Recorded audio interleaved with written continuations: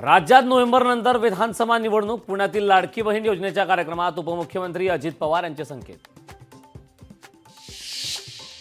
धार्मिक भावना भडकवणं अत्यंत चुकीचं. रामगिरी महाराजांवर कायदेशीर कारवाई करावी. सचिन खरात गटाची देवेंद्र फडणवीसांकडे मागणी. मुंबईतील मोक्याचे भूखंड अदानीच्या घशात घातले जात आहेत. उद्धव ठाकरेंचा सरकारवर गंभीर आरोप.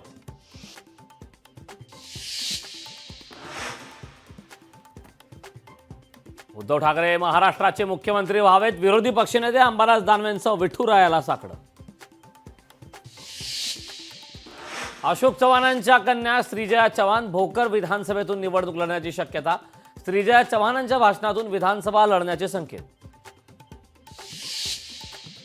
पराभवाच्या भीतीने भाजप निवडणुका घेत नाही. 4 राज्यांची निवडणूक घेता येत नाही आणि वन नेशन वन इलेक्शनची घोषणा करतात. वन नेशन वन इलेक्शन वरून मवियाकडून पंतप्रधान मोदींवर हल्लाबोल. बारामतीमध्ये युगेंद्र पवार आणि पार्थ पवार ऍक्टिव्ह मोडवर. युगेंद्र पवारांकडून बारामतीमध्ये व्यापाऱ्यांसोबत भेटीगाठी तर पार्थ पवारांकडून जाणे उपसा योजनेच्या पंप हाऊसची पाहणी. मवियाचं सरकार आल्यावर लाडकी बहीण योजनेला 3000 रुपये देणार. लाडकी बहीण योजना आणून सरकारनं क्रांती केली नाही. संजय राऊतांची सरकारवर टीका. आपलं देणारं सरकार घेणारं नाही. देवेंद्र फडणवीसांचा राहुल गांधींना टोला.